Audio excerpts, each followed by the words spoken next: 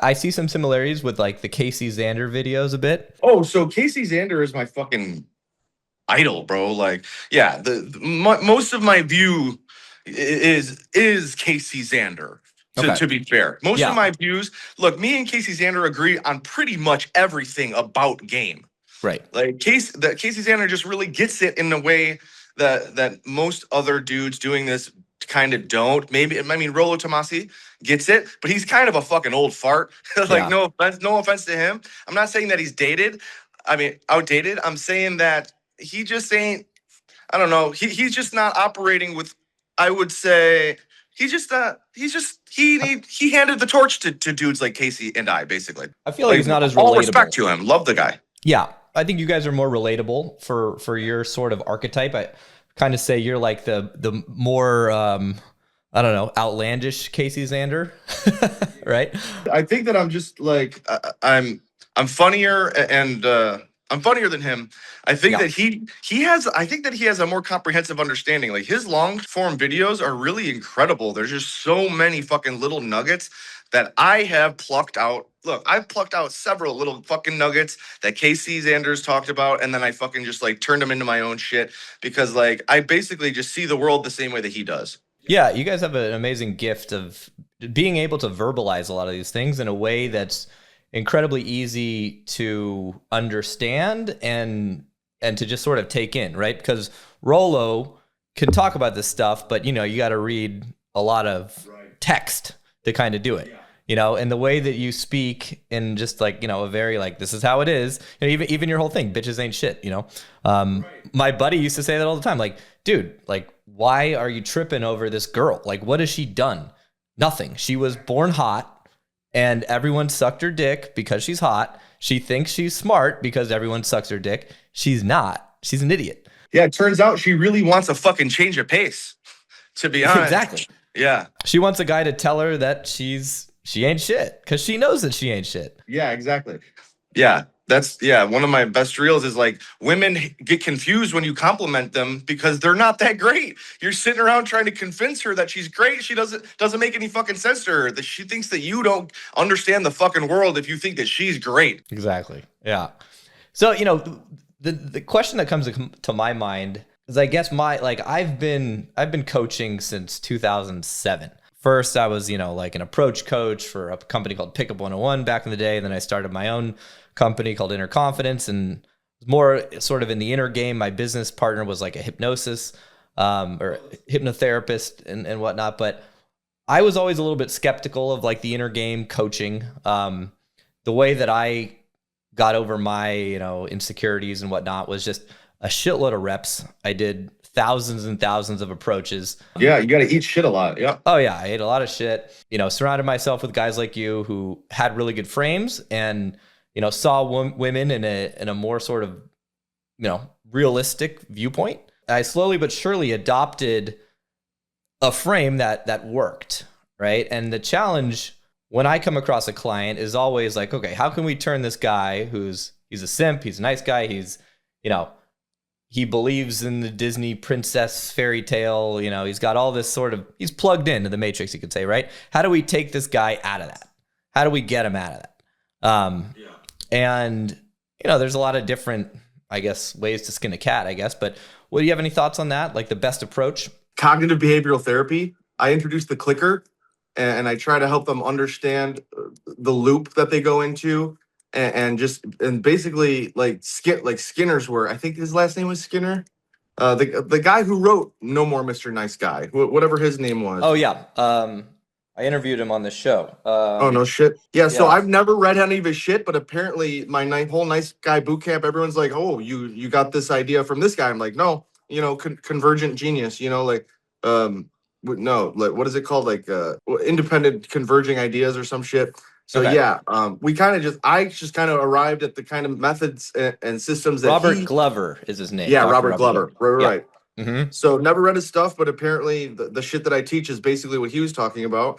Basically, you just identify this stimulus that takes you into these nice guy, because look, nice guy behaviors is just a coping mechanism to get rid of shame, awkwardness, fear, right?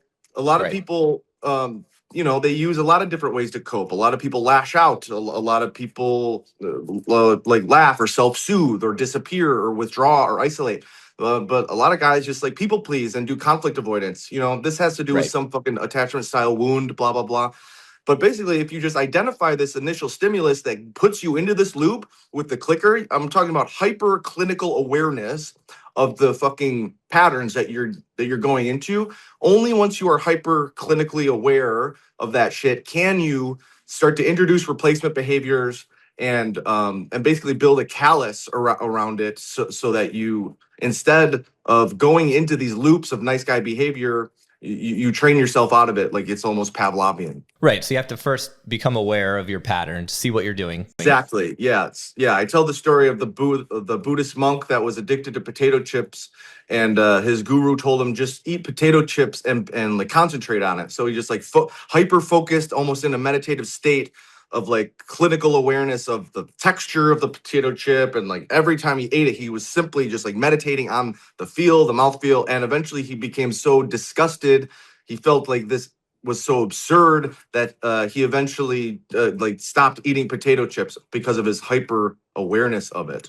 Yeah. And what you said earlier, I wanted to pull this thing up. You can see this, right? Yeah. It was kind of similar to what you're talking about in terms of how women age out very quickly and men effectively become better with age, like fine wine. And I've seen this. I've got clients in their early 60s who are absolutely crushing it with women in their, early 20s. Were you, almost ever married before, Yeah, I was engaged to a really fucking hot girl, and I went to China for study abroad for my engineering degree for 2 months, and I came back and she just wasn't the same girl. She linked up with her old friend group, and she just didn't treat me the same, and I just fucking disappeared on her in the middle of the fucking night and never looked back. But we were engaged. We were together for 3 years.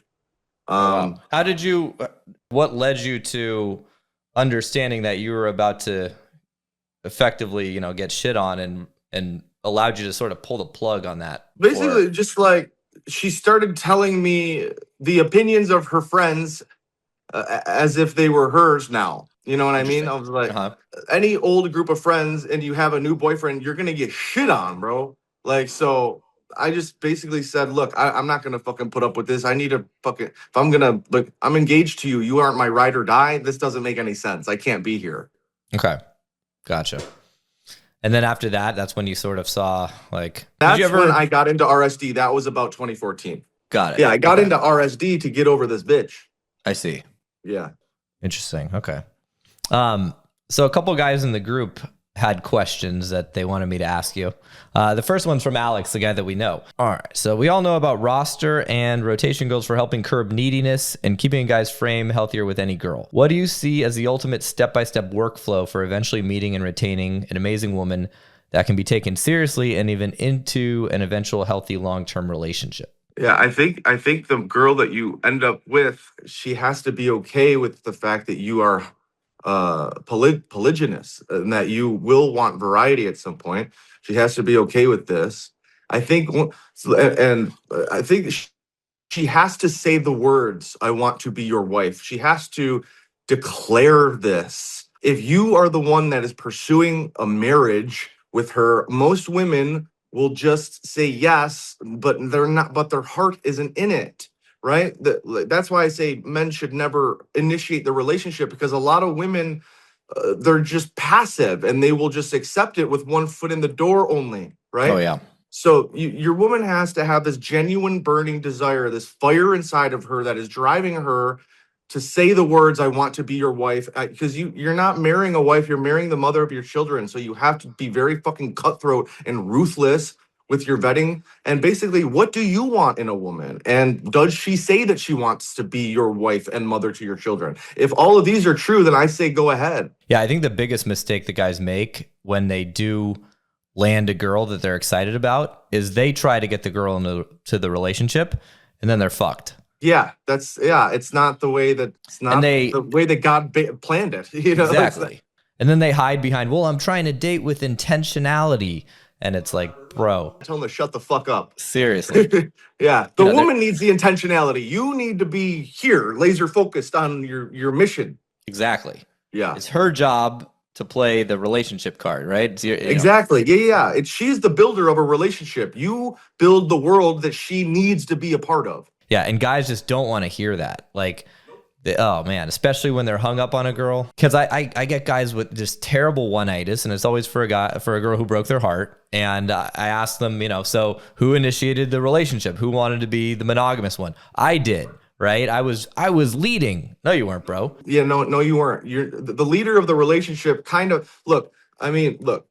The man should not be the architect of emotional depth within the fucking relationship. You aren't like, like you shouldn't care about the emotional depth of the relationship because you're so fucking focused on your mission. Like, yeah, yes, you love your woman, you would die for her, protect and provide for her, but like, are you like, oh baby, I'm the only one for you? This is just like repressing your natural masculine urge to spread your seed. It just doesn't make any sense to her female brain. Yeah.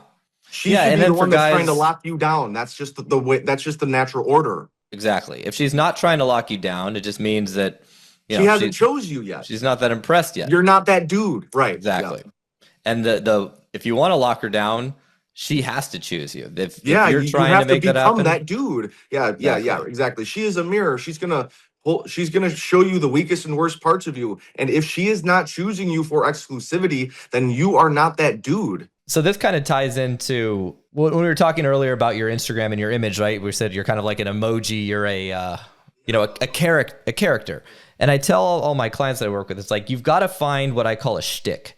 My shtick is I'm a dating coach. I used to run trips for Playboy and, be this sort of like MC party host as well. And so when girls met me, they were like, who's this Robbie guy? Okay. He's this, crazy party guy. He hosts these parties. He's kind of like a cruise ship director. And, it was succinct with my Instagram. It was the whole thing sort of made sense. Yeah, it's this unique identity that women can, they can slot you into some archetype that they have preformed in their mind. It's just a unique identity and also fitting into male archetypes. Right. And it's also something that's girl relevant, right? So you could be like a DJ or, a musician or a photographer, right? These are, like if you have nothing and you're just like, I want girls, but I don't, I play golf every day, or they have to have an idea of kind of who you are, right? They have to, because they think of men in terms of archetypes, really. Right. So now that, you're Insta famous, for example, like, do you have a lot of incoming attention from women in terms of like groupies, or has that brought you really? No, the algorithm shows my shit to only men. Like 98% of my audience is male. The algorithm just figured out that's who wants to see it the most. But yes. So some women, look, not fucking no 9s or 8s, mostly like 6s and 5s will be inboxing me like, please, I want you to choke me to death. Shit like that. You know what I mean? So, but that, I just ignore that shit, really. I don't even, look, let me be real. Talking about this shit, naming this shit is not hot. It's not. We don't talk about Fight Club. No. Yeah, this is some nerdy fucking shit only for men. This is like a men's club. Like the shit that I talk about, you should not be talking about this shit to women, right? I do this to help men, and I do this because I can blab and yap about it as much as I fucking want. You know what I mean? Yeah. Yeah, women have no respect. They hang out at the finish line. They fuck the winners. They don't care about. Yeah, they don't care about how they got there, bro. Right. No, I never talk about this shit to women ever. Literally never. I never name the game because I actually just released this reel, and I think it's one of my best fucking concepts that I've came out with, is that so male power survives scrutiny.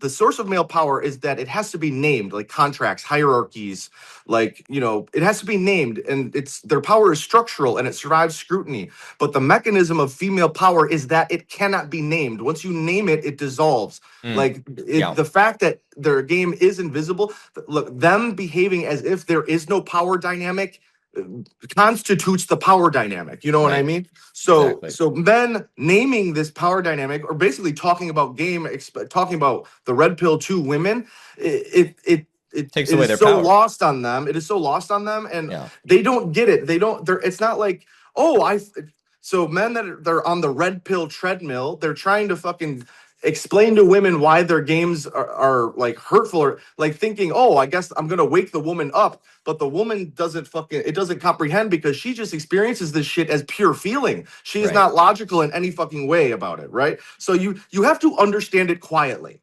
That's what I tell guys. You have to understand it thoroughly and just quietly. And even if they agree, like let's say you lecture a woman and you tell her about all these, distinctions and topics, even if she agrees with it, it won't even fucking matter because she'll understand that that as long as I just, test men and use my emotional, advantage on them, none of that understanding, none of that logic fucking matters because I know I'm more powerful at the end of the day. Logically, like evaluating her behaviors that she's been doing and her ancestors have been doing for millennia, she's not going to start thinking like that. You just have to let women be women, understand the mechanisms quietly, and learn how to basically like judo these bitches and leverage what you understand about them for your benefit.